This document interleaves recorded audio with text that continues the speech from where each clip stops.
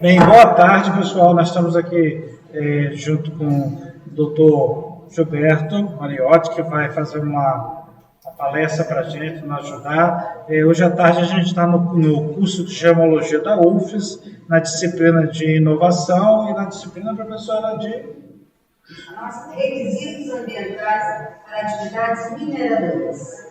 Requisitos ambientais para atividades. Então, Gilberto, eu gostaria de, antes de mais nada, em nome do curso de Gemologia da UFES, agradecer a sua generosidade de estar aqui com a gente. A gente tem uma turma aqui assistindo sua palestra, e aí você pode fazer uma apresentação sua e, em seguida, eu posso exibir os seus slides para a gente fazer uma palestra. Muito obrigado, desde antemão. Ok. Eu que agradeço, professor. Agradeço a Universidade Federal, na sua pessoa, agradeço a professora Neiva, agradeço os presentes pela paciência, né? De escutar um assunto desse numa quinta-feira, 3 horas da tarde. Eu não sei como é que está o clima aí para vocês, mas nós aqui em São Paulo, ontem estávamos com 36 graus, hoje estamos com 16. Eu estou na minha segunda caixa de pastilha para a garganta, porque esses 20 graus de diferença assim, faz um estrago razoável no corpo humano, né? Então hoje eu deixei lá o escritório, tem um ar-condicionado muito forte, e vim para casa para dedicar aí essas horas da tarde aí a ter essa conversa com vocês, né? Eu sou advogado, né? Atuo na área de propriedade intelectual e direitos autorais já há muitos anos, mas não tive esse defeito sempre, não. A minha formação primícia é desenho industrial. Eu me formei em desenho industrial na Universidade Católica do Paraná, na década de 80. Fiz pós-graduação, mestrado na Itália, na área de design gráfico. E voltando ao Brasil, na década de 90, eu trabalhei como design gráfico em algumas agências de publicidade aqui em São Paulo. E depois fui para o mercado editorial. Na época, nós estávamos implementando no Brasil os primeiros sistemas de computação gráfica, né, que era um grande mistério. E eu tive a felicidade de projetar e implementar vários sistemas de computação gráfica em muitas empresas aqui de São Paulo. E o maior deles na maior editora do Brasil, a editora Ática, onde eu trabalhei durante alguns anos. A Ática foi vendida, né, no final da década de 90 por um grupo francês. E antes de ser vendida, ela foi reduzida, algumas linhas editoriais deixaram de ser usadas, entre elas os paradidáticos infantis. E eu ali vi uma oportunidade e montei uma editora, captei os autores da editora Ática e comecei a atuar no mercado editorial na minha própria empresa. E a primeira dificuldade que eu tive foram justamente os direitos autorais, né? Uma editora compra e vende direitos autorais. Basicamente, é esse o negócio de uma editora. E eu tive a primeira dificuldade porque ninguém entendia dessa matéria no Brasil, e os advogados que eu contratava eram muito ruins e cobravam muito caro. E como eu já era professor da universidade, no curso de design, e nós, professores na iniciativa privada, temos acesso a bolsas de estudo, né? 2 bolsas de estudo aqui em São Paulo, para 2 cursos superiores, que normalmente a gente destina aos nossos filhos, enfim, né? Mas meu filho não precisava desse benefício, eu então requisitei para mim uma bolsa de estudo no curso de Direito. E fui estudar Direito, já preocupado com essa matéria, propriedade intelectual e direitos autorais. Depois, fazendo o curso, obviamente, os nossos olhos se abrem, né, para o direito civil, para o direito contratual, para outras áreas que são muito interessantes no curso. Mas eu acabei me especializando nessa área mesmo, até porque no meu curso não existia disciplina de propriedade intelectual. Nem no meu, e nem no curso. Até 10 anos atrás, aqui em São Paulo, nem o curso de Direito oferecia propriedade intelectual e direitos autorais. A não ser um capítulo do curso de Direito Empresarial, eventualmente no 3º ano, se você usasse o livro lá do Fábio Lyoa Coelho, você teria lá um leve passeio pela propriedade intelectual. Pois bem, eu enxerguei então uma oportunidade de mercado, me formei, fui fazer pós-graduação, mestrado, doutorado, pós-doutorado, e investi e invisto até hoje, mesmo no pós-doutorado, nessa área especificamente, né? Propriedade intelectual e direitos autorais. Depois a gente vai se especializando, nós vamos ver hoje, o assunto é muito extenso, a gente vai se especializando em áreas bastante particulares da propriedade intelectual. No meu caso, aproveitando minha formação anterior, eu sou um especialista em desenho industrial, porque eu sou um designer de formação, e obviamente em direitos autorais, porque eu tenho uma experiência muito grande com o mercado editorial. E não preciso dizer que os meus maiores clientes no Brasil, ou a indústria de moda, que trabalha muito com desenho industrial, ou a indústria editorial, que trabalha muito com direitos autorais. É nesse pé que nós estamos. Eu continuo atuando na universidade, sou professor do mestrado, doutorado da FADISP, aqui em São Paulo, e atuo justamente nessa área da propriedade intelectual e direitos autorais, nesses cursos, orientando os alunos que querem fazer formação nessa área. Hoje a nossa conversa é bastante rápida, eu fiz um resumo bastante singelo sobre essa matéria. Eu vou tentar não cansá-los, não aborrecê-los com o assunto, e eu selecionei aqui os slides que eu entendo mais relevantes. Né? Se eventualmente eu esqueci algum assunto que é relevante para vocês, ou se restar alguma dúvida, eu estou à disposição aqui até o momento que vocês tiverem paciência de me ouvir. Tudo bem? Tá, tudo bem, obrigado. Eu acho que será muito proveitoso para a gente. Eu vou expor os seus slides, você só me dizer, vou passando para você, tá bom? Tá ok, agradeço.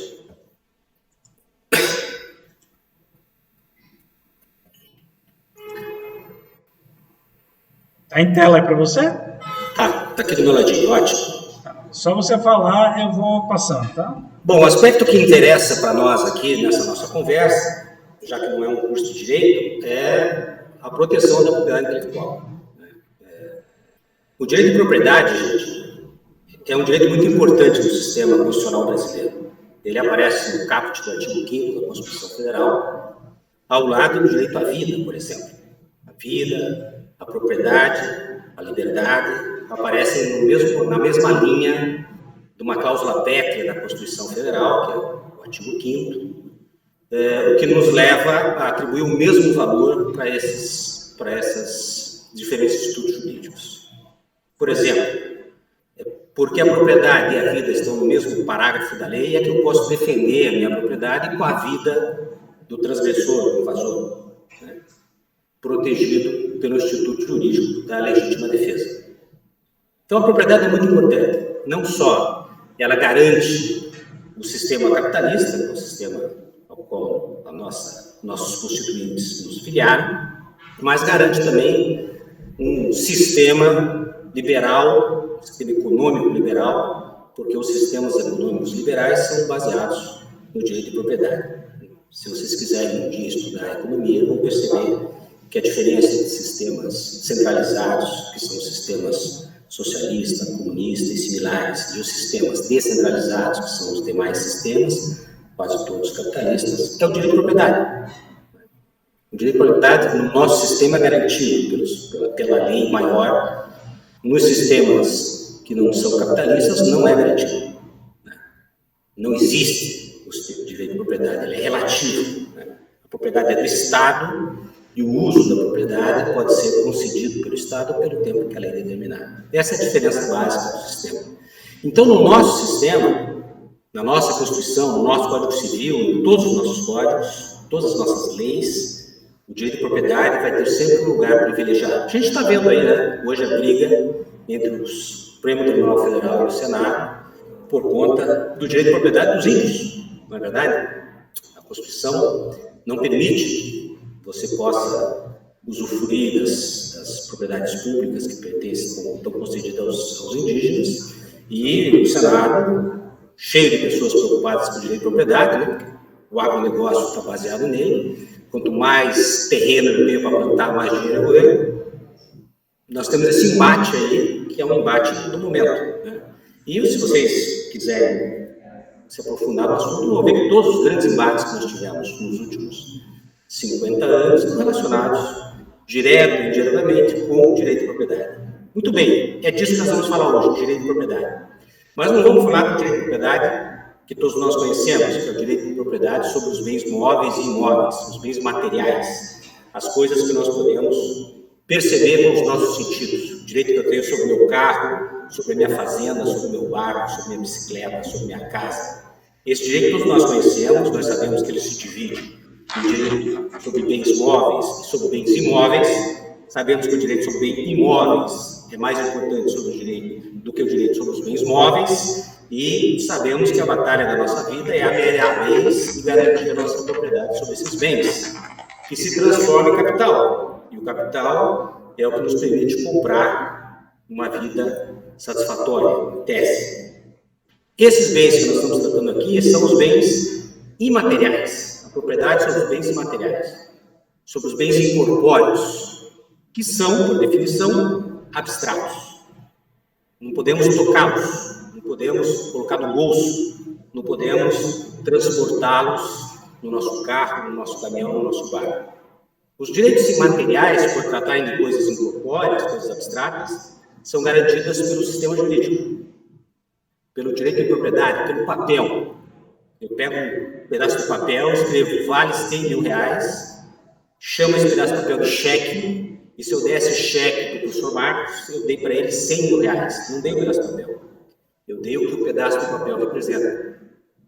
Se eu assinar uma promissória de 50 mil reais para o professor Marcos, me comprometendo a entregar 50 mil reais para ele, ele tem uma promissória, tem um título que garante a propriedade sobre um bem incorpóreo, que é um valor em dinheiro, que se eu não entregar para ele, tendo a promissória assinada, ele pode ir no Poder Judiciário e me coagir a entregar esse valor sob pena de perder os meus bens ou até de ser preso. Então, os bens incorpóreos são garantidos por papel, por burocracia, por uma ficção jurídica.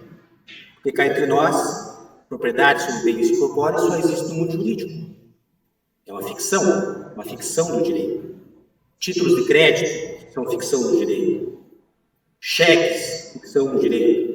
Notas promissórias, ficção do direito. Registro de marca, ficção do direito. Carta patente, ficção do direito. Tudo isso é ficção, só existe no mundo jurídico. Se duas pessoas estiverem numa ilha vivendo isoladas do mundo, não existe direito. Porque o direito só existe numa sociedade organizada que tem que gerenciar bens imateriais, bens incorpóreos, que são os direitos que eu tenho sobre aquilo. Então, se eu desenvolvo uma máquina, um equipamento, uma ferramenta, levo ao INPI e obtenho uma carta patente, o que está protegido não é a coisa que eu inventei. A coisa é só uma coisa. O que está protegido é o meu direito de explorar economicamente, exclusivamente, aquela coisa. Isso é uma patente. É o direito exclusivo que eu tenho de ganhar dinheiro com aquilo. Gente, se você não quiser ganhar dinheiro, propriedade intelectual, não tem razão de ser a propriedade intelectual. É preciso transformar esse título abstrato em um bem. E, normalmente, é um bem monetário, obviamente. Claro que você pode doar a sua patente, né? Santos Dumont conta a ficção, não se interessou em patentear o avião porque ele queria entregar o avião, que foi a sua invenção, para o mundo, para beneficiar o mundo. É mentira, já tinha uma patente dos irmãos Wright nos Estados Unidos, ele não poderia patentear uma coisa que já estava patenteada. Nós vamos aprender aqui hoje que quem patenteia antes é dono. Não precisa inventar. Você não precisa inventar, você tem que patentear. Você não precisa criar, você tem que registrar. Porque o dono é quem registra, não é quem faz. Cuidado. O único ramo do direito, quando o dono é quem faz, são os direitos autorais, dos quais nós vamos conversar aqui hoje, mas são outra matéria, são matéria de direito civil. Propriedade industrial é matéria de direito comercial. É outra área do direito. Se você quiser que eu passe, é só falar, tá, Gilberto? Pode passar o segundo, professor. Muito bem, isso aqui é uma mandala, que é um breve resumo de como funciona isso que eu acabei de falar. Nós temos aqui um conjunto legislativo relacionado aos bens incorpóreos. Eu diria que o conjunto mais importante está aqui do lado esquerdo, chama-se propriedade industrial. Na propriedade industrial eu protejo as invenções, os modelos de utilidade, os desenhos industriais, as marcas, as designações de origem, a concorrência desleal, me protejo, né, da concorrência desleal, e todos esses bens são bens industriais, por isso que chama-se propriedade industrial, ou seja, são bens relacionados com os sistemas de produção. Do lado esquerdo, eu tenho uma outra área, que é do direito civil, chamada de direitos autorais, onde eu protejo as obras literárias, científicas e artísticas. Aqui eu protejo as artes. Aqui eu não tenho órgão registrário, não tenho necessidade de registro, porque quem me atribui essa propriedade é a lei. A lei diz que quem faz a música é dono da música. Quem escreve o livro é dono do livro. Quem escreve a poesia é dono da poesia. Quem faz o projeto arquitetônico é dono do projeto arquitetônico. Pronto, está na lei e eu não preciso registrar em lugar nenhum. Na propriedade industrial eu preciso registrar, porque quem faz a invenção não é dono se não registrar. Quem faz o modelo de utilidade não é dono se não registrar. Quem faz o desenho industrial não é dono se não registrar. Quem tem a marca não é dono se não registrar. Eu não preciso dizer para vocês que mais da metade dos empresários brasileiros não registra porcaria nenhuma. Não é da nossa cultura registrar. É mais afeto a nossa cultura copiar do que registrar. Quem gosta de copiar não gosta de registrar, óbvio, porque são os dois pontos antagônicos da propriedade intelectual. Depois nós temos dois ramos que são mais raros de se estudar, que são as legislações que protegem as cultivares. Cultivares é o nome que o direito deu para as plantas em geral, os vegetais, né? A gente chama de cultivar. A cultivar é uma planta. E existe aperfeiçoamento genético da planta. Não precisa ser genético, pode ter aperfeiçoamento feito por outras metodologias, outros meios. Mas quando eu aperfeiçoo uma planta para que ela não tenha uma praga ou para que ela produza mais, eu tenho um registro de cultivar, que eu posso fazer na Embrapa ou no INPI. A gente é muito bom nisso no Brasil, né? A Embrapa é um órgão registrador e um órgão desenvolvedor de bastante respeito. E nós temos várias cultivares famosíssimas no Brasil relacionadas ao agronegócio. Depois tem um setor ainda mais obscuro, que são os circuitos integrados. É uma legislação bastante recente, de 2007, e protege circuitos integrados. Circuitos integrados são esses chips que a gente usa no computador, no celular, em tudo, né? Tudo hoje tem chip. O chip tem uma arquitetura. Quem projeta o chip projeta uma arquitetura de silício que faz com que os sinais eletromagnéticos ali corram mais rápido, né? De forma mais eficiente. Essa arquitetura, essa geografia do chip é protegida por uma patente concedida pela Lei de Circuitos Integrados, por um órgão chamado INPI, que é o grande órgão registrador no Brasil da propriedade industrial. E nós temos uma zona de confusão, que eu chamo de software, que está ali no meio. Software é matéria de direitos autorais, está no artigo 10 da Lei de Direitos Autorais, mas o registro do software é feito no INPI, que não tem nada a ver com direitos autorais. É uma questão técnica, porque eu acabei de dizer que direito autoral não precisa de registro, a não ser que seja software.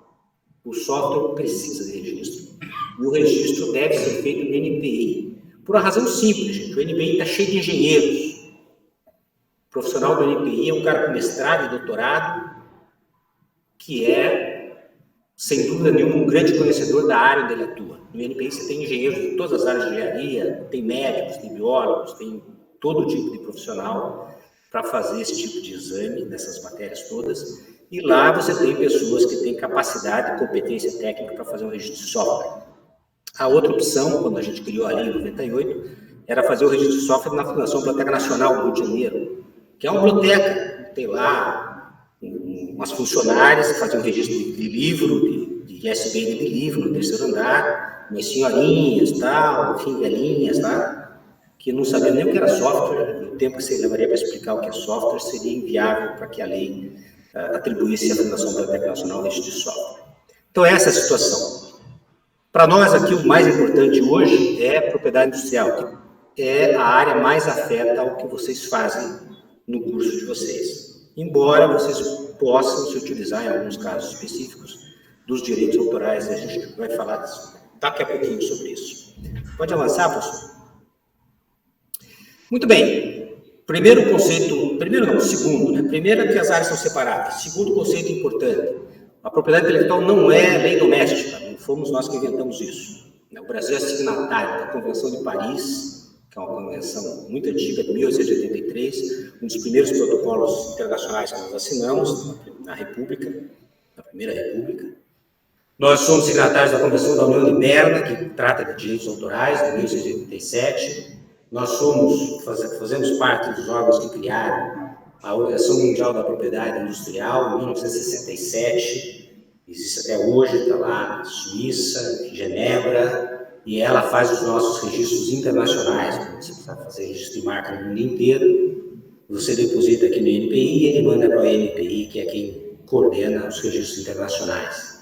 E nós, em 1994, nascemos com esse mundo da propriedade intelectual através da nossa entrada na Organização Mundial do Comércio. Quando nós entramos na Organização Mundial do Comércio, em 1994, nós assinamos um tratado internacional chamado TRIPS, que é a sigla de Trade Related Intellectual Property Rights Agreement, que é um conjunto de 32 protocolos sobre propriedade intelectual, que são single undertaking, ou seja, se você assinar um, assina todos. Não pode escolher o que você vai assinar. Por que eu digo que isso inaugura a nossa entrada nesse mundo? Porque antes nós tínhamos as leis e não obedecíamos. O Brasil, de 1964 a 1990, simplesmente fechou as suas fronteiras para o comércio internacional e não pagou propriedade intelectual para ninguém. Nós nos transformamos num país pária, pirata, e carregamos essa fome até hoje. Quem trabalha com negócios internacionais sabe que você não consegue importar uma agulha se você não botar uma carta de crédito na frente, né? O Brasil perdeu completamente a sua credibilidade e agora vai levar muito tempo para a gente recuperar a nossa credibilidade, se a gente se comportar, obviamente, coisa que não está acontecendo. Já estamos aí tendo problema com soja transgênica, né? Os caras não querem pagar a dona da patente, que é uma empresa americana, já temos tanto problema com uma série de tecnologias, porque a gente tem esse resíduo cultural aí do tempo da ditadura. Em 94, ao entrar na OMC, o Brasil foi obrigado a desenvolver a sua legislação e a colocar em prática a proteção da propriedade intelectual. Pode avançar, professor, por favor? Então, nós criamos, todas essas leis são pós-94. A Lei da Propriedade Industrial, que é de 96, a Lei de Direito Autoral, que é de 98, a Lei de Proteção dos Programas de Computador, que é a Lei de Software, que é de 98 também, a Lei de Cultivares, que é de 97, e a mais recente, que é a Lei dos Semicondutores, ou dos Circuitos Integrados, são sinônimos, que é de 2007. Cuidado, nós já tínhamos legislação anterior. A partir do TRIPS, nós atualizamos a nossa legislação, né, que estava completamente obsoleta e não era obedecida. Né? Pode avançar? Muito bem, a Lei da Propriedade Industrial, que é de 96, que é a mais extensa, talvez a mais importante, cuida das patentes, dos desenhos industriais, das marcas, das indicações geográficas, dos crimes contra a propriedade industrial, da transferência de tecnologia, da franquia e disposições gerais, que basicamente regulamenta a ação do INPI, que é o órgão centralizador no brasileiro, que concede esses títulos de propriedade. A patente é um título de propriedade, o registro de TI é um título de propriedade, o registro de marca é um título de propriedade, as indicações geográficas são título de propriedade das comunidades, né, são títulos de propriedade comunitários. A propriedade industrial tem crimes previstos na lei, são crimes penais, né, como sugere a palavra crime, ou seja, ensejam pena de prisão, de detenção, né? Pirataria entre eles, que o nome técnico é contrafação. E nós temos ainda que registrar no INPI os nossos contratos de franquia, né? E os nossos contratos de cessão de direitos e transferência de direitos e de royalties devem ser homologados no INPI. O INPI é o único órgão no Brasil habilitado a fazer isso. Não existe outro órgão que possa fazer isso. Pode avançar, professor. Então, o INPI recebe patentes de invenção, modelo de utilidade. Cuidado que a palavra patente é sinônimo de registro. É como a gente chamava registro no século XIX. É uma palavra antiga, só isso. E patente é só para invenção e modelo de utilidade, que são coisas relacionadas à indústria. Máquinas e ferramentas, basicamente, que tem um processo mais complexo de registro do que os registros. A patente, além de apresentar o produto para ser patenteado, além dos pré-requisitos da novidade, da atividade inventiva e tudo mais, que nós vamos ver daqui a pouquinho, eu preciso contar com o INPI o que tem que se fazer para obter aquele produto. Ou seja, eu preciso apresentar o relatório contando a minha invenção, como fabricar aquilo na minha ausência. É um pacto do Estado, eu, inventor, conto como se inventa, como se faz, e o Estado me dá 20 anos de exclusividade para explorar economicamente aquela coisa. Passado 20 anos, ela cai no domínio público, querendo eu ou não. Eu digo isso porque é uma coisa curiosa, né? Eu sou um advogado. Quando o sujeito chega no meu escritório e diz, olha, eu inventei uma máquina que faz chover. Eu digo para ele, olha, eu vou fazer a documentação e você tem que fazer uma coisa chamada relatório. Explica para o INPI como é que se faz para essa máquina fazer chover. Aí o sujeito faz um relatório de 50 páginas, eu entrego no INPI, entrego a demais documentação, homologação, pago as taxas e depois recebo do INPI uma exigência. Diz, olha, pede para o inventor explicar aqui como é que funciona essa bateria, que ele não contou. Aí você liga para o inventor e diz, olha, você não contou tudo no relatório, faltou explicar como é que funciona a bateria. Daí o cara diz, pô, doutor, esse é o pulo do gato, vou contar isso. Ele diz, olha, só interessa o pulo do gato do INPI. Porque o INPI quer o segredo, porque se você morrer, alguém tem que saber fazer esse negócio, cara.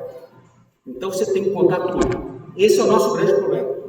Por isso, quando eu recebo um relatório do inventor, eu mando para um consultor, quase sempre um ex-funcionário do INPI, aposentado, para ele revisar antes de eu depositar, porque senão sou eu que recebo as publicações do INPI, né? As exigências de gestão de saco. Então, eu mando. 90% tem problemas. O sujeito diz, ó, está faltando informação. Sempre está faltando informação, né? Porque a gente tem essa dificuldade de entender essa troca, né? O Estado diz, me conta o teu segredo e eu te dou uma exclusividade de 20 anos. Isso é uma patente. Aliás, patente é uma palavra que a gente usa com outro significado, né? Quando você quer dizer que uma coisa está clara, você diz, ó, está patente que aconteceu assim. É uma palavra que se usa muito em direito. Excelência, é patente que A matou B. Patente significa, é óbvio, está na cara, está descrito. Patente vem dessa raiz, né? Então, patente é só para invenção e modelo de utilidade. Modelo de utilidade é uma espécie de invenção, né? É uma invenção que a gente chama de pequena invenção. Na verdade, é um aperfeiçoamento de algo que já existe. Enquanto invenção é uma coisa que não existe. Esse é o pré-requisito da invenção. Você não pode registrar uma patente, uma invenção, se aquilo já existe. Não pode existir em nenhuma hipótese. Um modelo de utilidade pode. Então, você diz, olha, o motor a álcool é um modelo de utilidade do motor a gasolina. É verdade a afirmação, é mentira, porque essas duas coisas estão em dois momentos diferentes na história das invenções.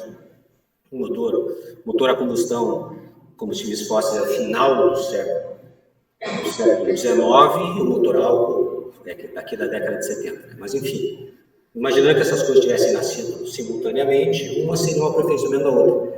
Porque o modelo de utilidade usa uma coisa que já existe, uma coisa que já está inventada, que quase sempre está em domínio público, e transforma num outro produto ou numa coisa melhor. Vamos falar um pouquinho melhor sobre isso.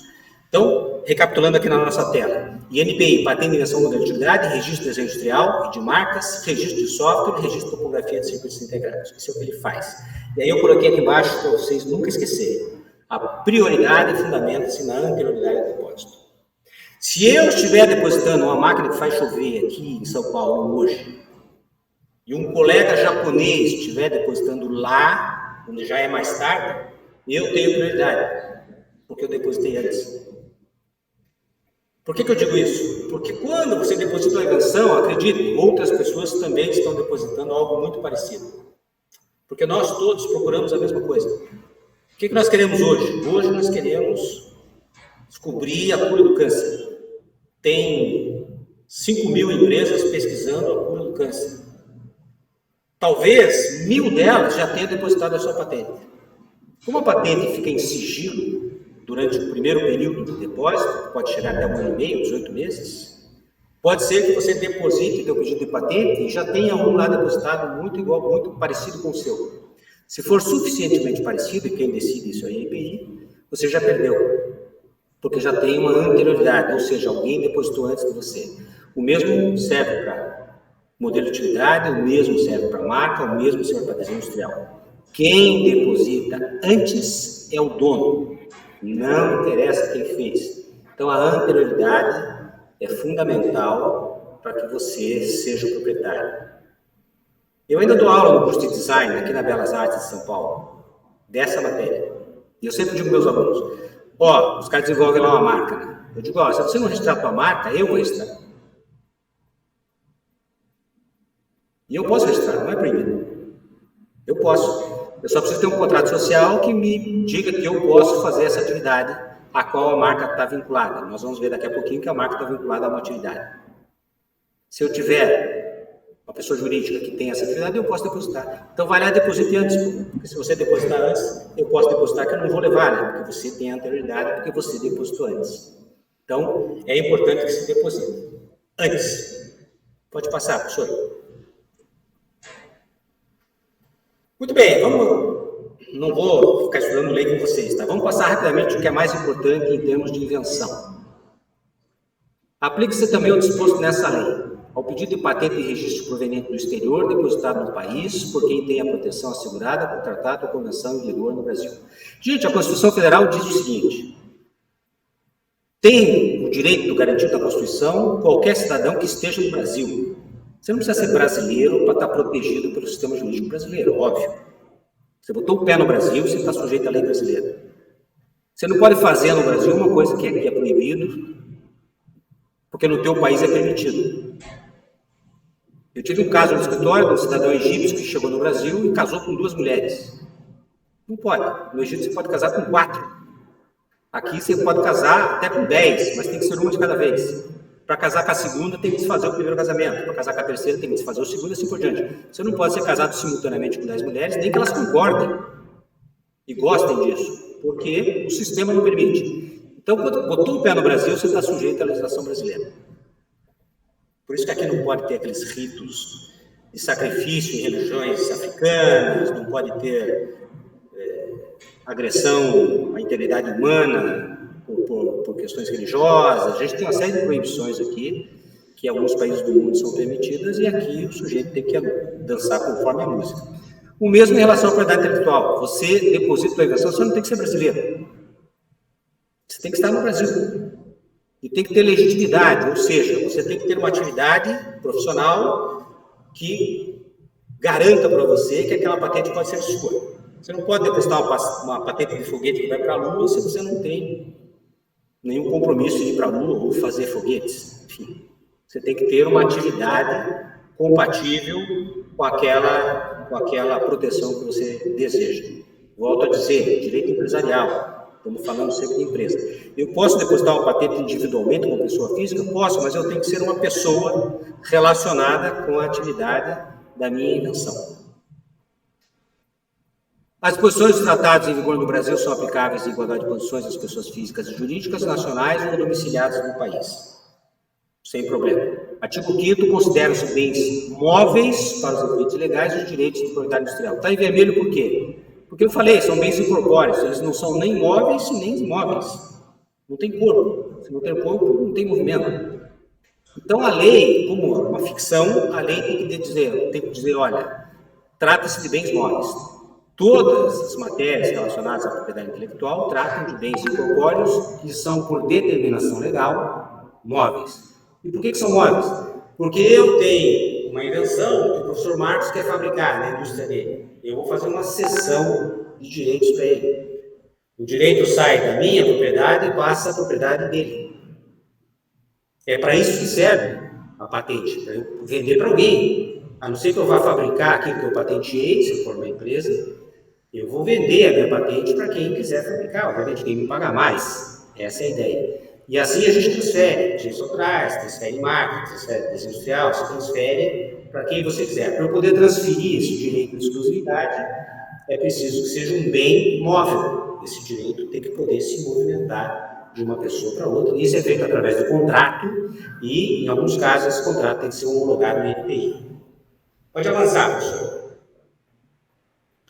Agora, nem tudo é invenção, tá, gente? Eu não vou ler aqui os 9 artigos para vocês, os 9 incisos que dizem o que é invenção, mas vou dizer uma coisa que é fácil de decorar. Você pode considerar tudo que a mente humana inventa como uma invenção, menos o que já existe.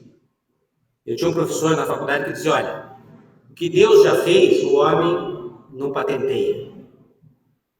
Então, o que já está na natureza não pode ser protegido pela propriedade industrial, porque não foi você que fez, já está na natureza. O que eu quero dizer é, descobrir coisas não atribui propriedade ao descobridor. Assim como nós vamos dizer no direito autoral, desenvolvimento matemático, por exemplo, não tem proteção do direito autoral. Eu conheci um professor uma vez, no Ceará, fui dar uma palestra lá, apareceu um professor de matemática do ITA, que tinha inventado um jeito mais fácil de resolver a equação de segundo grau. Eu até fiquei muito feliz, porque eu sempre achei um absurdo o raciocínio que você faz para desenvolver uma equação de segundo grau. E ele tinha um método, não me mostrou, eu também não ia querer ver como é que você resolve a equação de segundo grau. Eu dei graças a Deus que eu não precisei mais resolver isso na minha vida. Mas ele tinha um método. Como era um professor do ITA, tese, imagino que era uma coisa séria. E eu disse para ele, professor, sistemas matemáticos não têm a proteção de direito de autor. Nenhum deles. Sistemas de ensino não têm proteção de direito de autor. Sistemas comerciais também não têm. Essas coisas não têm, porque essas coisas não são obra do seu espírito, né? A matemática não nasceu do seu espírito, ela já existe, ela está na natureza, ela tem que ser observada, ela é uma descoberta. Se Pitágoras fosse vivo, o teorema de Pitágoras ainda existiria, mas não teria proteção de direito autoral, ela não receberia um centavo por ter desenvolvido o teorema de Pitágoras. E assim é com as invenções também, você não pode inventar uma coisa que já existe na natureza e você descobriu. Portanto, todos os elementos da tabela periódica dos elementos não têm proteção da propriedade intelectual, porque todas elas já existem na natureza. Aquelas que estão lá e as que forem descobertas futuramente. Também as coisas animais, tá? Manipulação genética, bicho, gente, a Dolly não teria proteção patentária no Brasil, tá? Nos Estados Unidos tem, mas no Brasil não tem. Mesmo essa manipulação genética do gado para aperfeiçoamento do boi, da vaca leiteira, o desenvolvimento de raças caninas, nada disso. Envolver um ser vivo que já existe, não tem patente. Tá? A patente tem que ser uma coisa que deve nascer do engenho humano, da criatividade, da genialidade do ser humano. Pode avançar, professor. A invenção e o modelo de utilidade são considerados novos quando não compreendidos no estado da técnica. Isso é uma coisa importante. A gente usa uma expressão aqui fora, que é estado da arte, né? Você compra um computador, o cara diz, esse computador é o estado da arte dos computadores. É um Pentium 7, que fala, canta, faz você dormir, enfim, é o estado da arte. O estado da arte significa o último hit naquela tecnologia. Em direito, a gente usa uma expressão diferente, que é o estado da técnica. O estado da técnica é aquilo que já existe. Tudo aquilo que já existe. Então, a lei vai dizer, uma coisa só é nova se não estiver no estado da técnica, ou seja, se não existir. Porque daí ele vai dizer no parágrafo 1º, o estado da técnica é constituído por tudo aquilo tornado acessível ao público antes da data do depósito do pedido de patente. Então, quando você deposita uma patente, aquilo tem que ser uma coisa nova. Quem vai dizer se é nova ou não é nova? O examinador. Então, se eu deposito lá uma máquina com, sei lá, que mistura substâncias e obtém uma terceira substância, vai ter um engenheiro químico que vai examinar o meu pedido e vai dizer, não, isso aqui eu já conheço. Eu sou doutor em engenharia química, sou um cara esclarecido, um pesquisador, e isso aqui eu já vi. Tem lá no Japão uma patente parecida. Pronto, ele já te reprovou, você vai para casa. Porque está no estado da técnica. É ele que diz, e esse cara, chamado examinador do NPI, tem autoridade para isso. Eu, gente, brigo com o NPI todo dia. Porque eu sou um advogado de pessoas que depositam coisas no NPI. O NPI defere e aí o cara fica furioso. Aí eu entro com uma ação contra o NPI. E aí o Poder Judiciário vai verificar se o examinador fez as coisas certinho. Em 99,9% dos casos, o examinador fez a coisa certa. Eu tento botar a mão na palmatória. Eu até gostaria que eles errassem mais. Né? Mas não é. São pessoas preparadas, concursadas, bem pagas para fazer esse trabalho. Então tem que estar compreendido, não pode estar compreendido no estado da técnica, tem que ser uma coisa nova. Invenção e modelo de utilidade tem como pré-requisito novidade. Novidade para um técnico no assunto. para a maioria de nós, sempre seria novidade, mas tem que ser novidade para aquele cara que está no NPI, que é um especialista naquela matéria. Tudo bem? Pode avançar. Não são patenteáveis também, além das coisas que já existem, que você não criou, você descobriu, aquilo que for contrário à moral, aos bons costumes, à segurança e à ordem e à saúde pública. Isso aparece em todas as nossas leis. É uma coisa meio chata, porque é difícil você dizer o que é contrário à moral. Se você estiver na Bahia, algumas coisas podem ser contrárias à moral e outras não. Se você estiver em Curitiba, na minha terra, algumas coisas são contrárias à moral e outras não. Então, contrário à moral é uma coisa muito subjetiva, mas está na lei. Pior que contrário à moral é os bons costumes, né? O que é um bom costume? Né? Está na lei. Segurança, tudo bem, a gente percebe. Se você fizer algo nuclear, depois está no NPI, você vai preso. Porque coisas nucleares só podem ser depositadas no NPI pelo governo federal. Está na lei lá. Você não pode desenvolver nenhum equipamento que use energia nuclear, se você não é um membro do governo federal. Então, não pode depositar coisas que o examinador entenda que são contrárias à moral. A gente vai ver alguns exemplos em Marx, vocês vão ver que o examinador, se ele for um cara muito moralista, pode ser um grande problema. Né? E também as substâncias, elementos, produtos de qualquer espécie, os animais, enfim, os seres vivos, de todas as espécies, exceto, obviamente, as cultivares. Né? Os seres vivos do mundo vegetal podem, sim, ser levados a patente, mas já não é mais patente, né? Você vai levar pela lei de cultivares, que é uma lei especialista e específica nessa matéria do reino vegetal. Pode avançar, professor. Pedido de patente nas condições estabelecidas pelo NPI conterá, esses são os elementos de um pedido de patente. O requerimento que a gente faz, o relatório descritivo, que é o grande problema, né? Tem que ser feito pelo inventor, as reivindicações, que é uma coisa técnica, você reivindica aquilo que está no manual, os desenhos, se você precisar dos desenhos, se eles forem necessários, o resumo, que é o que será publicado daqui a 18 meses na revista da propriedade industrial, isso se eu quiser o período de sigilo. Se eu não quiser o período de sigilo, eu posso pedir para que seja publicado imediatamente. E o comprovante de pagamento da retribuição relativa ao depósito, o NPI vai cobrar tudo, você entrar no site do NPI, espirrar, você paga. Tudo é pago no NPI. Aliás, o NPI vive disso. Aliás, vive numa pequena parcela daquilo que a gente paga. Mas as taxas são modestas, são taxas relativamente pequenas. O pessoal diz que é caro proteger a propriedade intelectual no Brasil. Não é. É muito barato. Eu já protegi a propriedade intelectual em outros países. Eu atuo em Portugal, atuo na Espanha, atuo no México, atuo na Itália.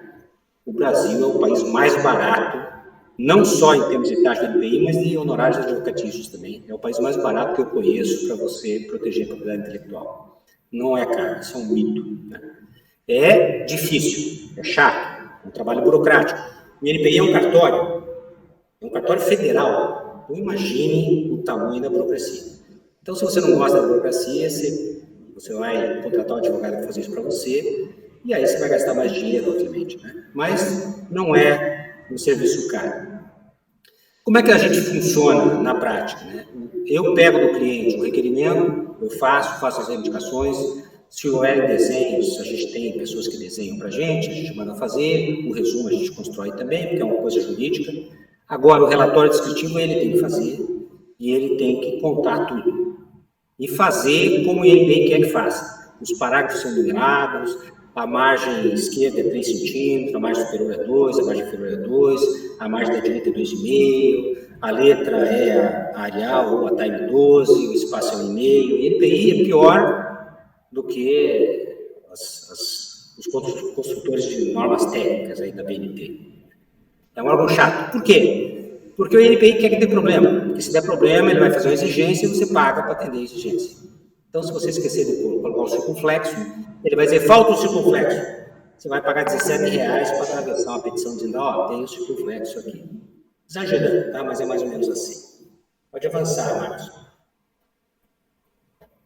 Pode passar. É muito chato isso, né? Muito chato.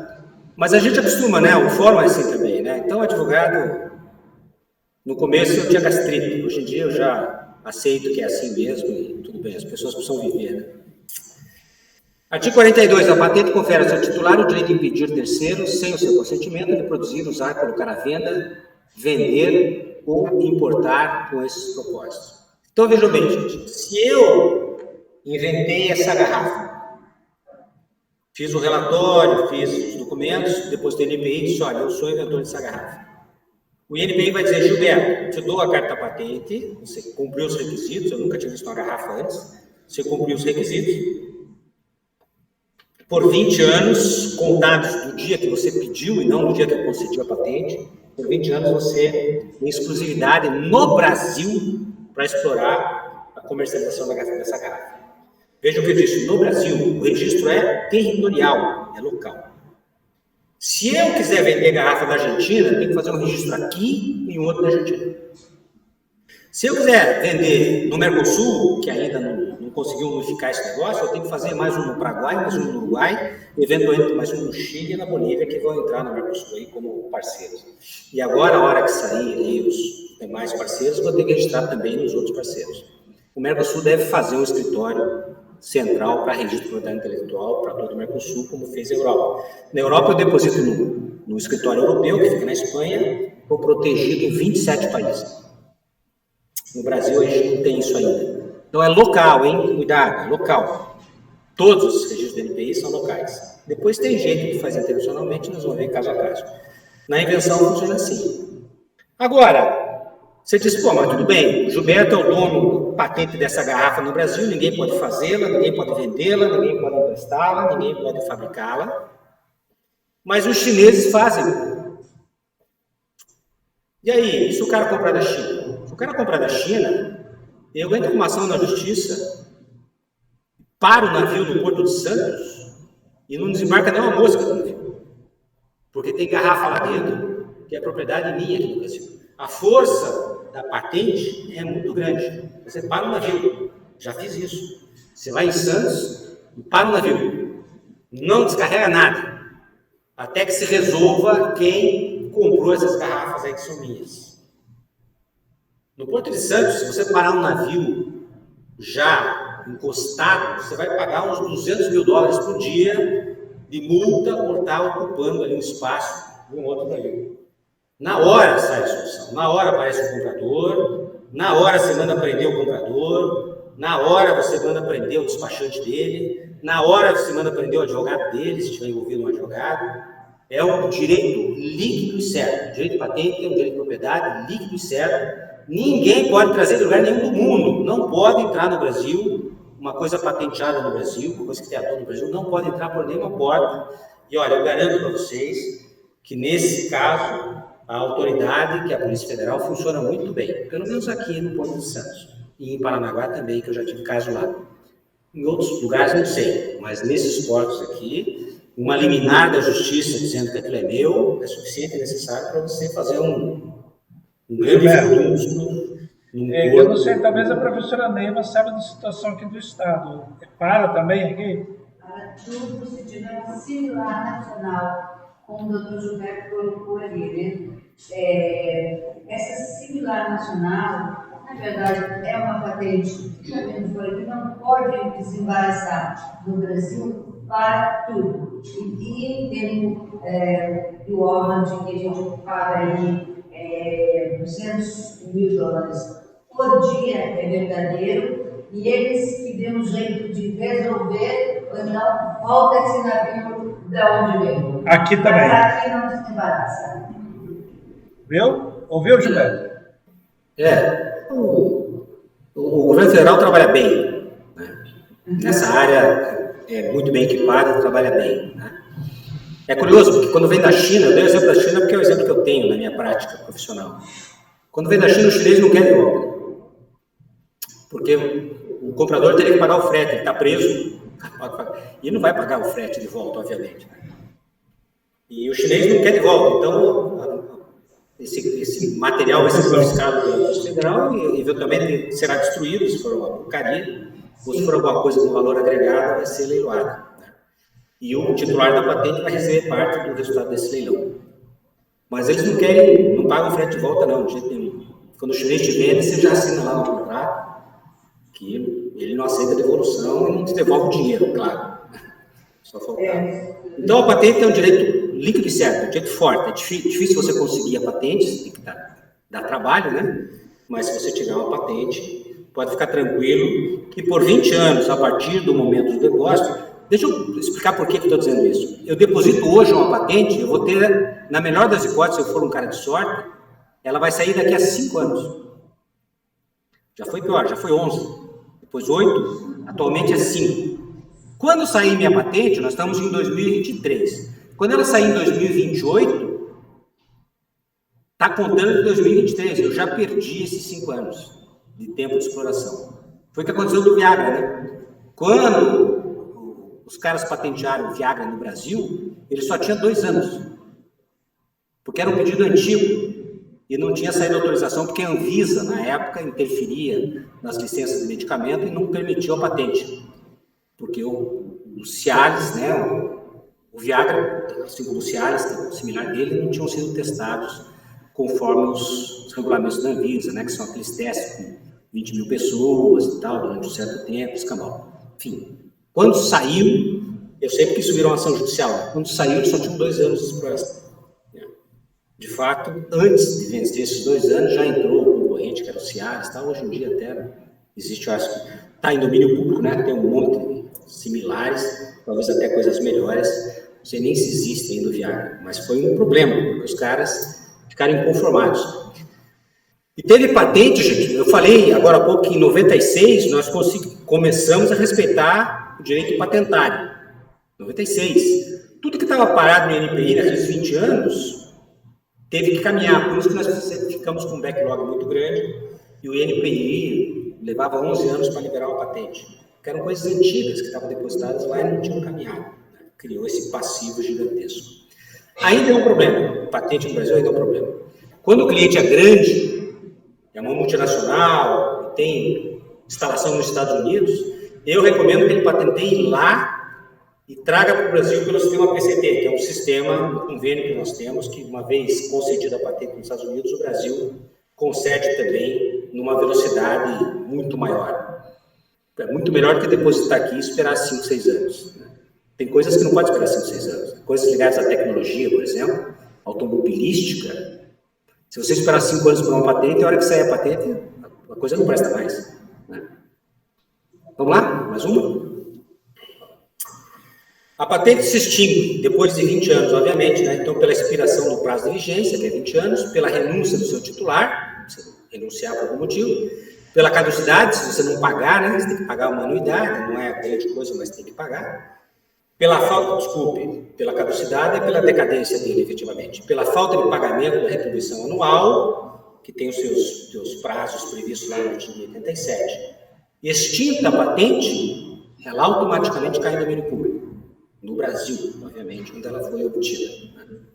Pode passar?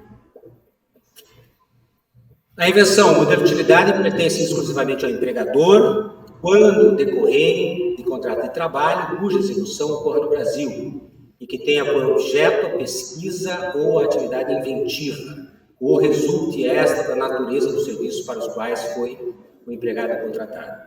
Gente, se você desenvolver uma invenção numa empresa, pertence à empresa. Só não vai pertencer, só a empresa, não pertence a você empregado não. Só vai pertencer a você se você não for um desenvolvedor de projeto ou um inventor. Ninguém contrata ninguém como inventor, né? Mas se você está no departamento de desenvolvimento, desenvolvendo coisas para a empresa, é óbvio que tudo aquilo que você desenvolver pertence à empresa. Isso no regime da CLT. Se você é um terceiro contratado, o teu contrato diz que tudo que você desenvolver é metade por um, metade da empresa, metade do inventor, você pode ter a metade dessa participação. Só a lei de propriedade industrial, desculpe, tem esse artigo 88. Agora, como ela tem esse artigo, muitos colegas nossos aí, por analogia, acham que podem fazer analogia, consideram que todo empregado que desenvolve produtos cede automaticamente para a empresa. Isso não é verdade. Não é verdade. Em direitos autorais, por exemplo, o direito é sempre do autor. Não tem esse artigo na lei de direitos autorais e é sempre do autor. Eu digo isso porque eu lido com a editora, né, gente? Então você contrata lá a gente chama de copydesk. Copydesk é um cara que corrige o texto que o autor escreveu. Às vezes você corrige, às vezes você escreve de novo. Às vezes o autor é tão ruim que o copydesk escreve um texto novo. Aquele texto é do copydesk. Não é da empresa. A empresa vai ter que fazer um contrato com o copydesk e vai ter que pagar direitos autorais para ele, de acordo com o resultado alcançado pela obra. Ou a obra fica em coautoria, com o autor, que entra com o nome, e o copydesk, que entra com o texto. Então, cuidado, só existe a exigência, só existe a autorização para que a coisa seja do empregador na Lei de Propriedade Industrial. E tem na Lei de Software, 9.609, um artigo semelhante, aliás, copiado desse, que ela é bem mais recente, ela é de 98. Na Lei de Software está escrito que o software desenvolvido por empresa pertence à empresa. Agora, na hora de registrar o software, você tem que fazer uma lista de todas as pessoas envolvidas, todos os autores. E na hora de vender o software, todos os autores têm que autorizar você a vender o software. Portanto, não é uma cláusula tão resolutiva como essa cláusula, como esse artigo 88. Deixa eu fazer uma pergunta, posso? Pois não, claro. Normalmente, existe hoje em dia, a pessoa que projeta, que pensa uma joia, muitas vezes ele faz um desenho e quem vai executar aquilo é o ourives, certo? Então, praticamente ele modifica uma série de coisas e torna factível um desenho imaginário. Esse ourives poderia pleitear a autoria desse projeto? Não, é isso que você está falando aí? Mais ou menos. Nesse caso não, porque a gente estaria falando de direitos autorais, né? O desenho é de quem desenhou e a coisa feita é de quem fez. Se são produtos diferentes, né? Se a coisa feita reproduz o desenho, pertence a quem desenhou. Que é o caso da arquitetura, né? O arquiteto é protegido pelo direito autoral. Eu faço uma planta e você levanta o prédio. Ao levantar o prédio que eu desenhei, você vai alterar algumas coisas, porque quase sempre o arquiteto faz uma coisa que não para de pé. Aí o engenheiro é obrigado a botar uma coluna a mais, colocar algumas coisas a mais e tudo mais. Isso acontece todo dia, né? O autor do prédio é o arquiteto. Se as modificações que o engenheiro fez são estruturais, são questões de engenharia, as questões de engenharia não são protegidas pelo direito do autor. Entendi. Eu acho que as coisas do ourives também não são protegidas pelo direito de autor, a não ser que ele se intitule escultor, né? Mas me parece que não, é uma atividade técnica regulamentada. Nós temos aí várias leis, né, fora dessas que nós estamos abordando aqui, nós temos algumas leis complementares. Nós temos, por exemplo, a Lei dos Artistas, que é uma lei de 1973, que regulamenta a atividade artística no Brasil. E se você enquadrar o teu ourives como escultor, por exemplo, que é uma das possibilidades da Lei dos Artistas, o direito é dele. Não só é dele, como ele não pode ceder para você. A cessão de direitos autorais do cara que trabalha para você é proibida, literalmente pela Lei dos Artistas. Portanto, ele tem que ser um artista. Tem muita gente que contrata um designer e registra ele como um artista, né? Que é uma forma de você, enfim, resolver essa questão dos direitos autorais, né? No direito autoral é mais complicado. A gente tem todo dia problema com agência de propaganda. Na moda agora, a gente tem... Eu desenvolvo uma linha primavera-verão, uma coleção primavera-verão na minha confecção. De quem é o direito? Da confecção ou do estilista? Em tese, é do estilista. A empresa pega para ela, porque ela entende que o salário que ela paga para o estilista resolve a questão de direitos autorais, né? Agora, tem que ver quanto ele ganha e quanto ganha a empresa, né? Porque a lei vai dizer que se houver uma desproporção de ganho financeiro sobre a obra, precisa ser rateado, né? Então, é muito comum no mundo do livro, né? O cara escreve um livro, você dá para ele 10% do preço de capa, né? Aí você ganha 10 milhões e ele ganha 1. Né? Se ele entrar na justiça, o juiz vai fazer uma divisão diferente, né? Então, essa questão é uma questão nebulosa. Por quê? Porque a única lei que é precisa, que resolve esse problema, é a Lei da Propriedade Industrial, com esse artigo 88, que a gente usa analogia, qualquer um, fotógrafo e tal. Então, a gente aposta na ignorância do juiz, né, e diz, olha, excelência, a Lei de Propriedade Industrial, que é muito parecida com a Lei de direitos autorais, que trata de bens incorpóreos, diz assim, então, por analogia, né? A analogia é uma das possibilidades de interpretação da lei do direito, né? Quando existe uma lacuna, a gente faz uma analogia, né? Às vezes passa. Eu não faço isso porque eu escrevo, né? Eu tenho um livro sobre isso, sobre a proteção do direito autoral do empregado. É um livro que eu lancei ano passado, onde eu condeno severamente essa tese. Então, como advogado, eu não posso ir contra aquilo que eu escrevi, porque o outro advogado vai pegar o trecho do meu livro e vai pôr lá no processo. Vai dizer, ó, o advogado fala isso e pleiteia aquilo, não dá, né? Mas, se a gente seguir o espírito da lei, de todas elas, né, todas essas leis protegem o criador. Todas. O criador é sempre a parte mais fraca da relação, né? O empresário sempre tem mais dinheiro, mais poder, mais controle da situação. Então, a lei sempre vai proteger o mais fraco, que é o autor, o inventor, enfim, a pessoa física que cria com o seu esforço as coisas que ele desenvolve, né? Mas é uma zona nebulosa. Cada caso é um caso. Precisa estudar sempre um caso específico, né? Pode avançar? Vamos fazer um resuminho. A invenção é objeto de patente, são 20 anos de proteção da data do depósito, pré-requisito, novidade, atividade inventiva, né, elaboração humana, e aplicação industrial, isso é muito importante.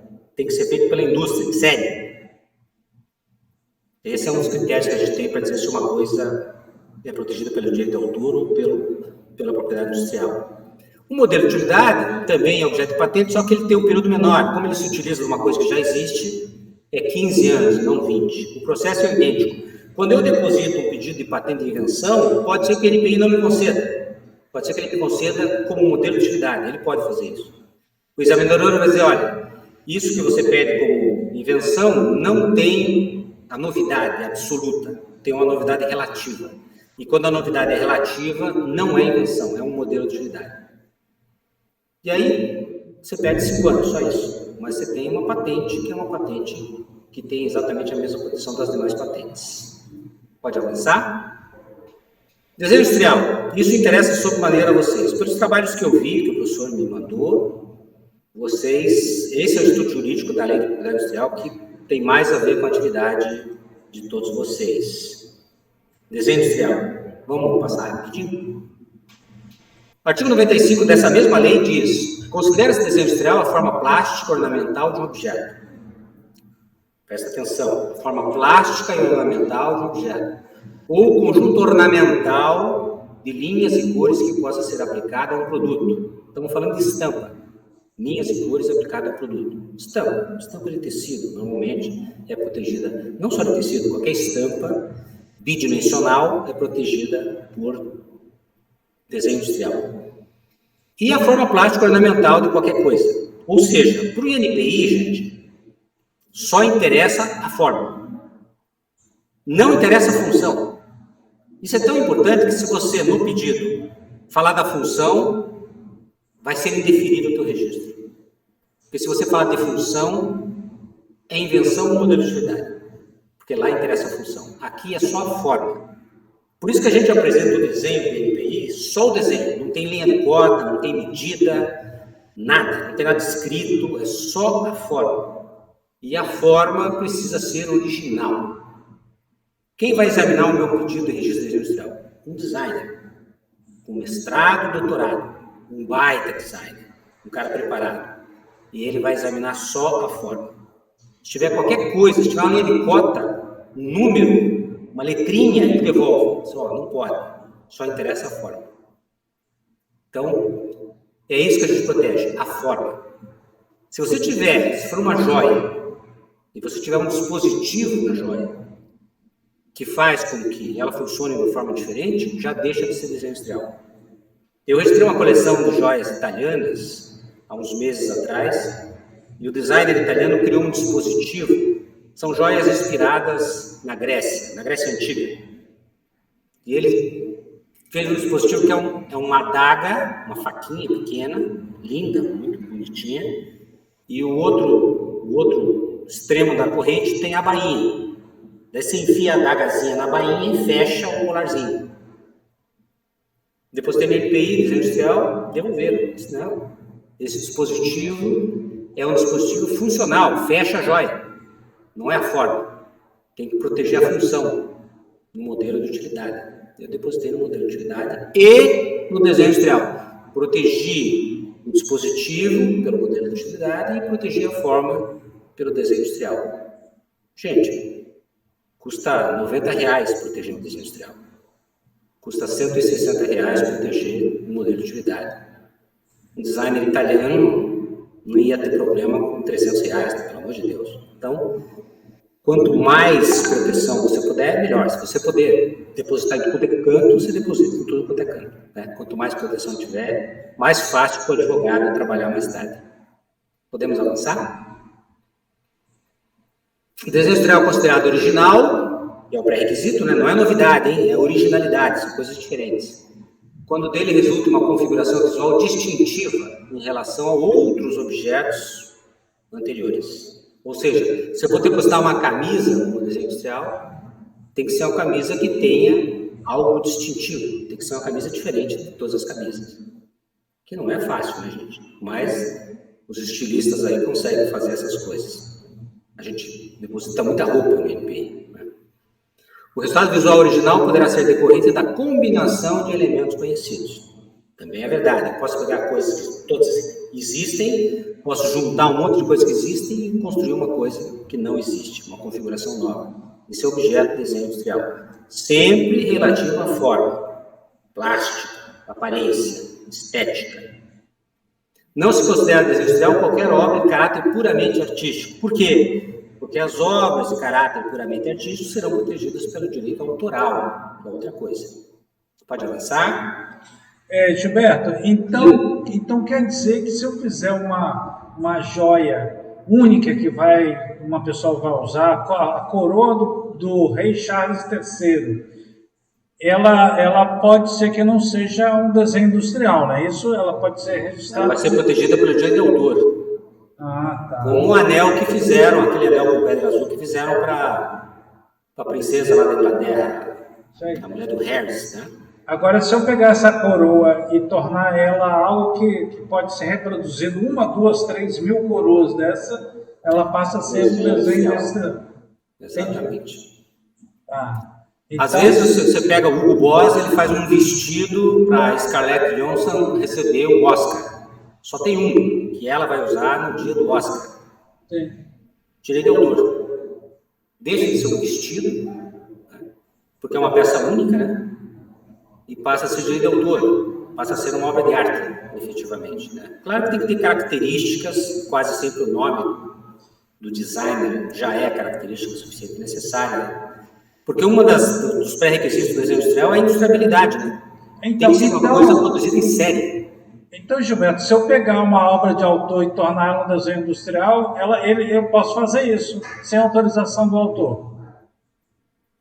Não, porque ele está protegido pelo direito autoral, né? Mas ele fez uma peça única, eu estou reproduzindo em série. Isso, mas ela está protegida. E o direito de autor é uma proteção eterna, por toda a vida dele. Para qualquer tipo de reprodução. Para qualquer tipo de reprodução. Então ele não precisa autorizar. Se não autorizar, você não pode. Porque a coisa já tem dono. Você não pode fazer uma coisa que tem dono, sem autorização do dono. Mesmo que não for na categoria, né? Eu não posso fazer. Na categoria. Veja, são categorias de proteção, não são categorias de reprodução. Então, se você pegar uma coisa protegida pelo direito de autor e transformar numa coisa protegida uma coisa protegida pelo direito autoral e depositar no NPI, o próprio NPI não aceita. Ele vai dizer, isso aqui não tem a originalidade, porque já existe. Entendi. Está protegido pelo direito de autor. Né? Aconteceu aí com o Cristo Redentor, né? A Stern fez lá um pingente com o Cristo Redentor, sem pedir autorização para os donos, né? Achando que o Cristo Redentor era público. E não era, ele está num morro que pertence aos padres. Aquele convento que a gente enxerga do outro lado, quando a gente está no Cristo Redentor do Rio, são dos donos do morro. Ora, se uma escultura está no meu terreno, ela é minha. Tudo que está no meu terreno é meu, né? Se cair uma maçã da tua macieira no meu terreno, ela é minha. Você não pode pular um muro, pegar a maçã porque é da tua macieira. Tudo que cai no meu solo A mim pertence, né? A maioria dos bens lá no Código Civil. E aí a HSTF foi processada pela ordem religiosa lá e pagou uma indenização milionária. Por isso que a gente não vê também pingente do Cristo Redentor por aí, né? É uma coisa que não pode ser reproduzida sem autorização dos proprietários, que são aqueles padres lá, aquela prelazia lá, que não sei bem o nome, né? Mas são ligados aos italianos, né, que fizeram o projeto do Cristo Redentor, inclusive. Aliás, a família do escultor ainda defende os interesses dele em relação à escultura do Cristo. Então quer dizer que por essa lógica, um trabalho também que um estudante aqui de design desenvolve aqui, apresenta o trabalho final dele, ele tem o direito autoral sobre isso, né? Ah, com certeza. Ah, legal. Os meus alunos, quando eu dava aula na graduação, no quarto ano, os meus alunos desenvolviam projetos que nós patenteávamos. Eu ajudava, eles patenteavam em nome próprio, inclusive. Eu ajudava a fazer o processo para eles terem uma experiência de patente, né? Patente, desenho industrial, marca, enfim, o que eles tivessem na minha disciplina, que era essa, a gente levava a registro.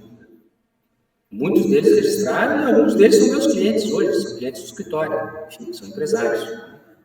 É uma experiência interessante, você registrar uma coisa que você fez e já proteger. E eu tive casos também de alunos que desenvolveram trabalho de conclusão do curso em empresas, a empresa gostou da ideia e começou a fabricar, sem pedir autorização para ninguém.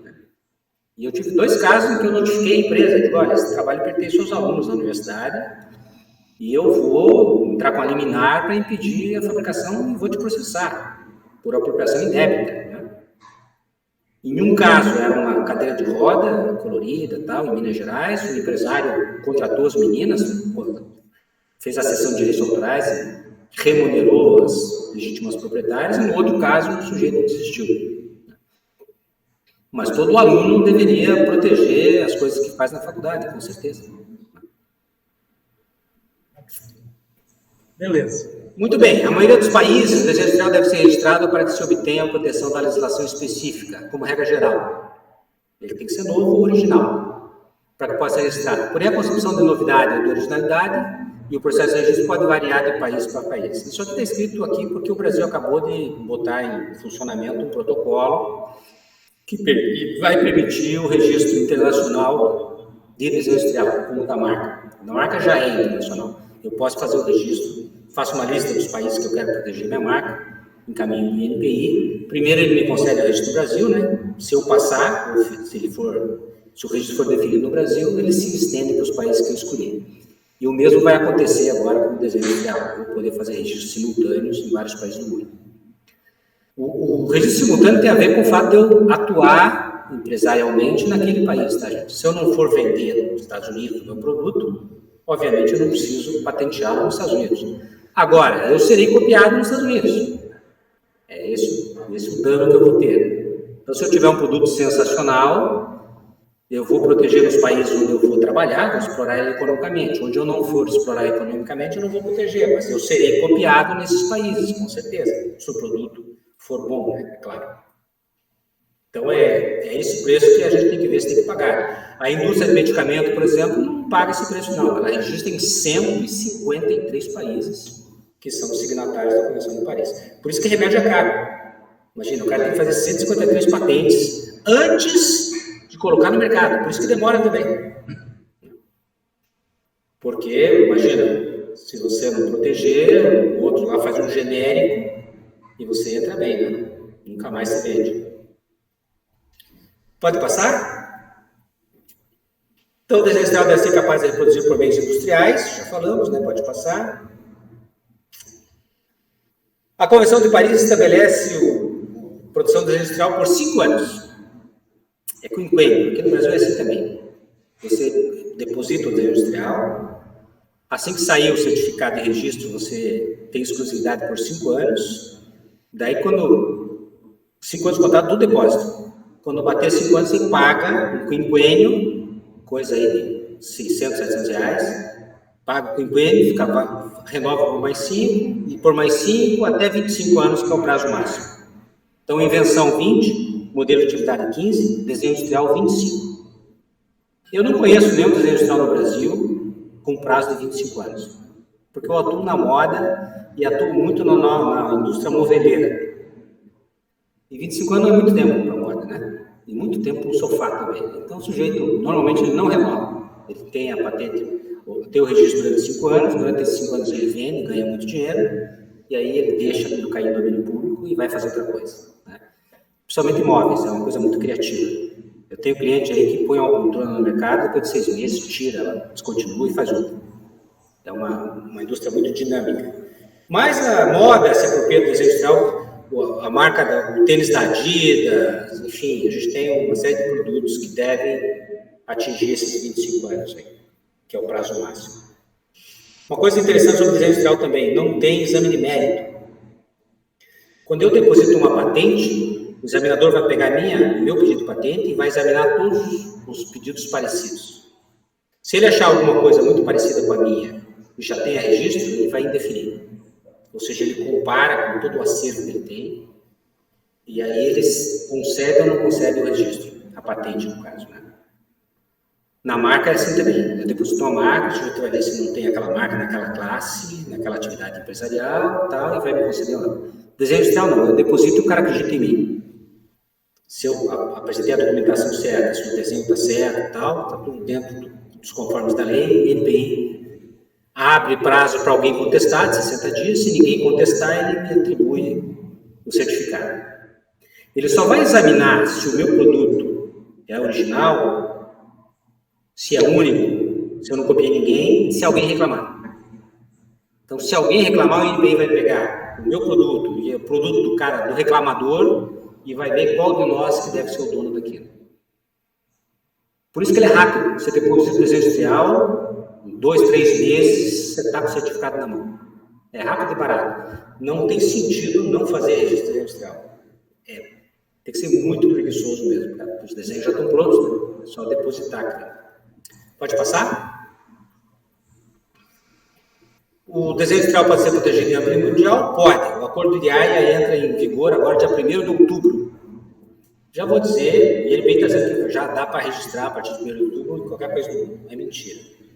Vai ser igual a marca, vai demorar uns 2 anos para o INPI aprender a trabalhar com essas coisas, tá? A gente tem que fazer a requisição em inglês, é uma coisa complicada. Tem países que a lei não é igual a nossa, então vai dar problema, daí você tem que construir um advogado naquele país, enfim. Não é uma coisa que vai funcionar rapidamente, mas o Brasil assinou esses 2 protocolos, o protocolo de Madrid para marcas, o protocolo de Haia para desenho industrial, e em breve nós poderemos fazer registros internacionais a partir do registro brasileiro sem nenhum problema. Pode passar. Aqui são exemplos de desenhos industriais na área da moda, né? São antigos, por isso que tem linha de cota, tem número. Hoje já não pode ter essas linhas de cota, não pode ter esses númerozinhos, é só o desenho. Vista lateral, vista frontal, vista lateral esquerda, vista superior, vista inferior. Aquelas vistas tradicionais e uma perspectiva que pode ser a paralela cavaleira ou a isométrica, tanto faz. Pode avançar? São as coisas que se depositam aqui no Brasil. Bolsas, calçados, né? A indústria de moda é a grande usuária do desenho industrial. Pode passar? Joias também, eu tenho muitos clientes nessa área de joias, né? Eu dei aula durante muito tempo aqui no Instituto Europeu de Design, em São Paulo. Tinha um curso lá de design de joias, eu também nesse curso, e eu tenho muitos clientes que eram pessoas que foram meus alunos lá, né? Tem empresa hoje e a gente faz esses depósitos para eles. Observe que eu posso usar, nas joias eu posso usar a joia modelada em computador, ou o desenho, ou a foto. Também pode ser a foto. O importante é mostrar as vistas todas que o INPI exige. Pode passar? Kátia Sena, essa designer de joias aqui de São Paulo, famosa, foi minha aluna. É uma das grandes depositantes. Esse é um pingente que ela fez aí. Gilberto, deixa eu fazer um parênteses aqui. Eu tenho... Você viu lá que a gente está... que foi feita aquela norma 17041. A Ingraça mostrou que você falou com você, não foi? Então, eu tenho falado muito aqui no curso para que eles estudem e tentem representar as joias conforme aquela norma. Ajuda bastante aí na hora de fazer um registro disso, não é isso? Olha, eu não conheço a norma, não sei como ficou a norma, eu lembro que estavam fazendo. Agora, a Ingraça deve ter se preocupado com isso.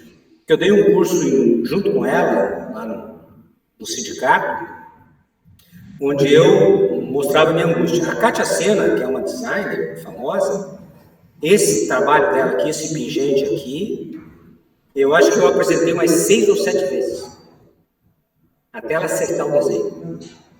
O NPI devolvia sistematicamente. Disse, não, observe aqui do lado esquerdo, ó. Tem uma vista superior ali, tá vendo? A 1.5 ali, 1/5 é a vista superior. Que ela obviamente não fez, o próximo é um araminho, se olhar de cima. E NPI, quer nem saber, ele quer a vista superior, frontal, lateral, a perspectiva e o fundo, né? A frontal, a traseira e a perspectiva. Demorou para ela acertar. Qual é o problema dela? Ela usa um sistema de computador, um software americano, e os softwares americanos têm uma disposição das vistas diferente do nosso. A gente usa a norma DIN e eles usam a norma ASA.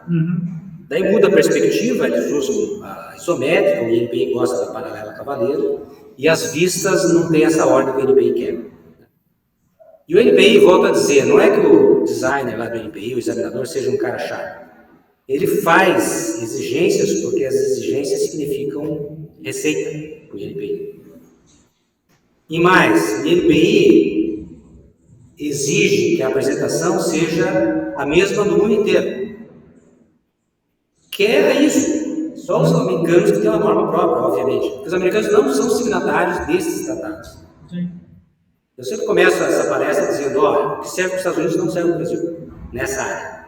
Porque os americanos não são signatários desses tratados. Eles assinaram o TRIPS como nós, mas não adotaram todo o sistema de TRIPS. O INPI americano é bem diferente do nosso, que chama-se o ISTPO. Mas, enfim, sempre dá problema. Daí, a gente fez um curso lá no sindicato, eu digo, gente, olha, eu fiz desenho industrial na década de 80, quando não tinha computador. Então, você pegava lá o papel vegetal, do jogo dos quadros, do compasso, e desenhava as coisas nos princípios do desenho geométrico, que era realmente um parto de gêmeos. Eu aprendi a trabalhar assim. Então, para mim, não é problema. Só que eu não posso ficar desenhando meus clientes, porque senão eu não faço o que é mais importante fazer, que é conversar com a NPI. Daí eu tenho aí alguns desenhistas da indústria moveleira, que são bons designers, e que estão acostumados a desenhar poltrona, puff, coisas mais complexas, né? E aí eu recomendo para o designer de joias, quando chega lá no escritório e eu percebo que não vai passar, eu digo, olha, eu vou te indicar um desenhista, manda para ele fazer à mão isso. Então é um problema que nós temos, um problema sério, de não termos mais aquele desenhista que tinha estudado desenho geométrico na faculdade. Na faculdade que eu dou aula, que é a Belas Artes aqui de São Paulo, que é uma escola de 80 anos, tradicional demais, uma escola de artes, né? Não tem desenho geométrico no curso de design. Que é uma coisa, para mim, assim, totalmente absurda. Eu estudei muito desenho geométrico, desenho técnico e tal. Mudou, é outro mundo. Só que o NPI não mudou, né? Então, não adianta você ter um sistema de computador fabuloso se o teu desenho não passa.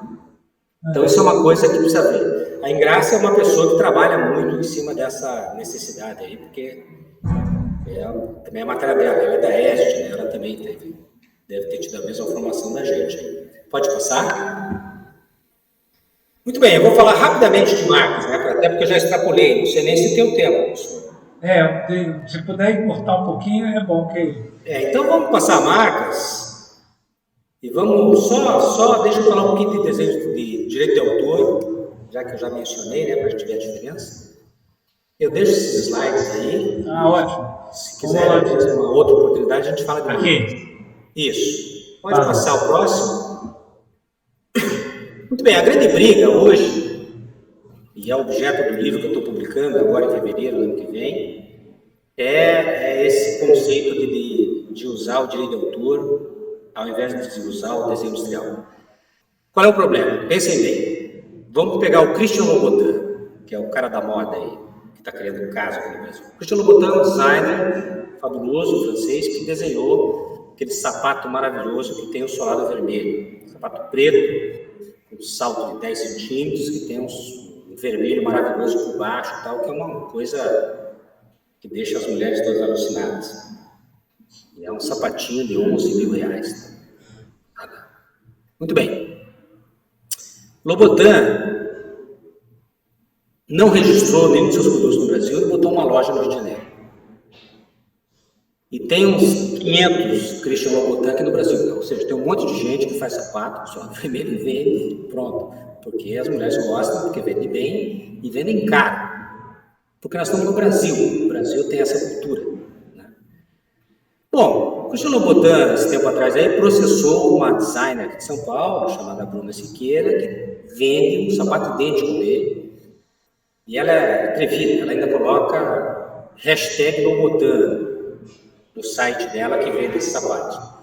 E ela copiava, que agora também tomou a liminar da justiça, aí acho que ela parou, mas ela copiava o sapato do cara. Daí o que aconteceu? O Lobotan tentou fazer um acordo primeiro, porque ele sabe que não tem registro, né? Quem não tem registro não é dono. Ele não tem registro, então ele tentou compor. Inicialmente ela aceitou. Daí ela deve ter consultado o advogado deve ter dito, pô, o cara não tem registro, ele não pode exigir que você não faça o sapato igual ao dele. Daí ela entrou com uma ação na justiça, por conta da notificação que ela tinha recebido, dizendo, olha, o cara não tem registro. Ele não é dono do sapato de sola vermelha. Por quê? Porque o Lobotan tentou registrar esse sapato no Brasil como marca.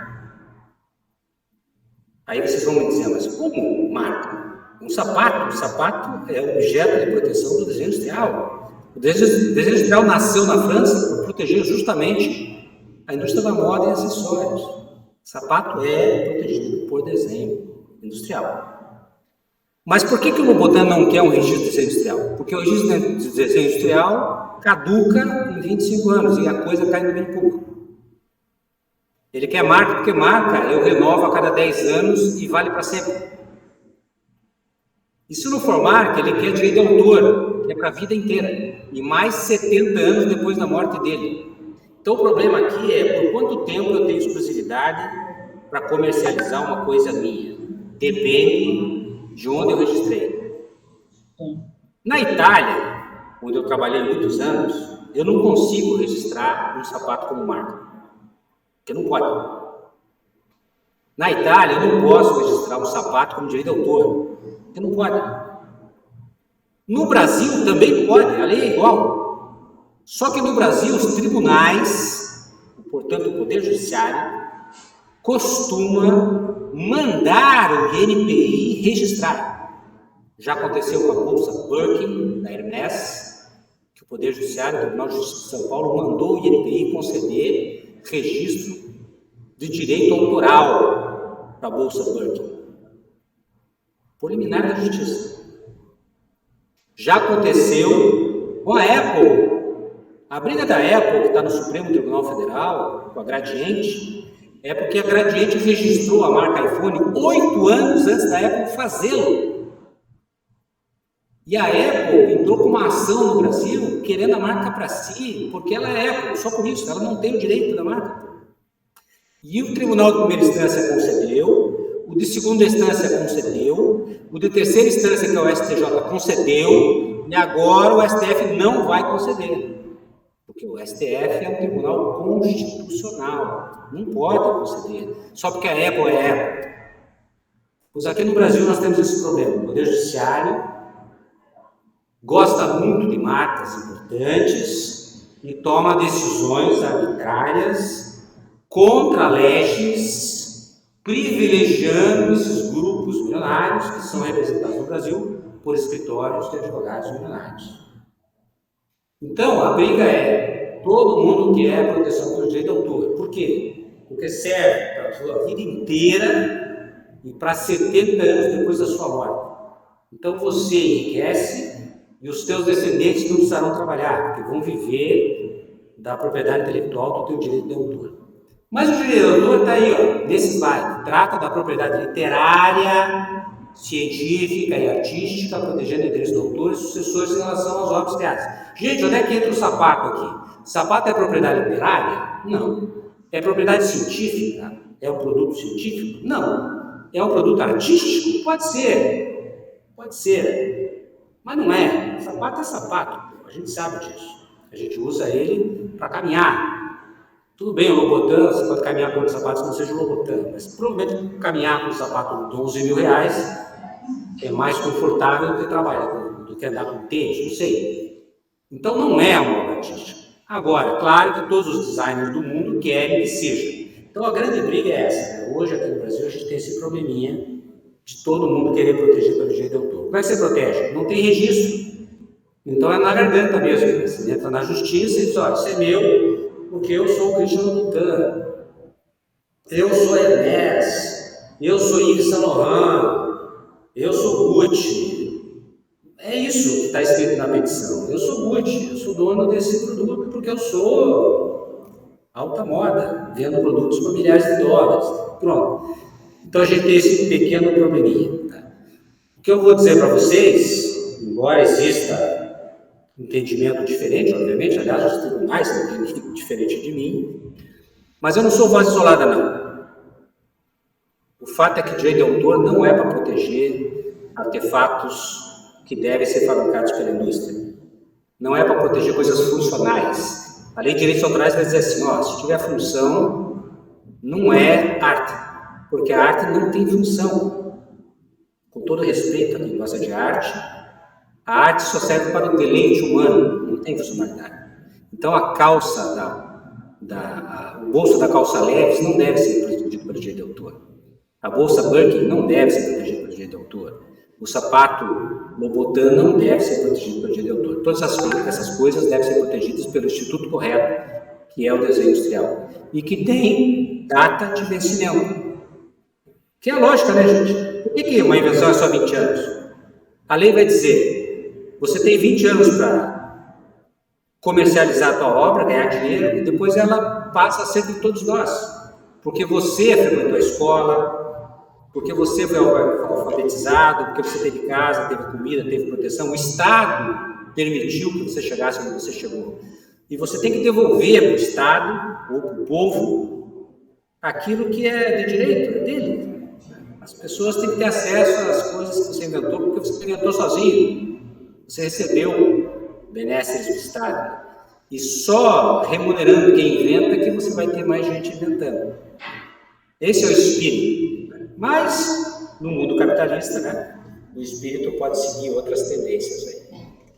Eu encerro por aqui, peço desculpas se me alonguei, fico devendo aí uma discussão sobre marcas para vocês. Se um dia acharem oportuno, a gente está à disposição. Posso falar um Senta aqui. Essa é a professora mais chique, ela usa Louboutin. 11 mil, professor? Nossa, olha, estamos só que eu achei esse período muito curto. Esse negócio, nossa, tinha que ser para sempre mesmo. Familiar, para os herdeiros, enfim. É uma coisa assim que, na minha cabeça, né, é bastante absurda, mas a gente tem isso também no regime minerário. E agora estão querendo passar para 30 anos, está sendo uma história, né? Que até então não tem limites, os herdeiros entram aí e tal. Mas o que eu gostaria de registrar aqui, doutor Gilberto, é agradecer a sua presença, a sua belíssima palestra, que nos enriqueceu muito. Tenho certeza que todos os meus alunos saíram daqui mais ricos em conhecimento e que o senhor volte sempre para falar conosco. Eles tinham algumas perguntas para lhe fazer, mas como o tempo ficou muito curto, vai ter que ser uma outra oportunidade. Mas quero agradecer ao professor Spinazzer e ao senhor pelo carinho de passar tanta informação tão importante dentro do direito em si, nem só do design, mas eu me senti muito honrada, estou bastante feliz de ter assistido a tua palestra. Muito obrigado, professor. Muito obrigado. Obrigada. Tá. Professor Gilberto, vamos bater uma palma. Muito obrigado e sinta-se precisar da nossa Universidade Federal do Espírito Santo. Quando vier a Vitória, será um prazer recebê-lo aqui para conhecer nossas instalações. E, mais uma vez, muito obrigado. Você foi muito generoso em ceder o seu tempo tão precioso para passar para a gente essas informações. Eu creio que vai ajudar em muito o que os alunos estão fazendo aqui. Tá? Muito obrigado. No último slide dessa série que o professor tem aí, tem lá meu e-mail. E se eu puder contribuir de alguma forma com o projeto de vocês aí, se precisar de ajuda, se alguém tiver qualquer dúvida, pode ficar à vontade. Deixa eu botar aqui para respondo. A gente... Compartilhar. Deixa eu pegar aqui o último slide aqui. Certo? Tá aí, ó. Ali o Gmail. Gilberto@gmail. Pode mandar, diz, olha, eu estava lá na palestra e tal, estou com dúvida sobre isso, sobre aquilo. É Gilmar. Pode ficar à vontade. Depois eu mando também para todo mundo aí para a gente fazer alguns comentários, né? Ok. Colocar na rede. Ok. Obrigada, professor. Fique com Muito Deus. obrigado. Eu que agradeço. Muito obrigado aí pela paciência e até a próxima. Se precisar, é só chamar. Tá, um grande abraço. Obrigada. Um abraço. Tchau, tchau. Tchau. Muito ótimo.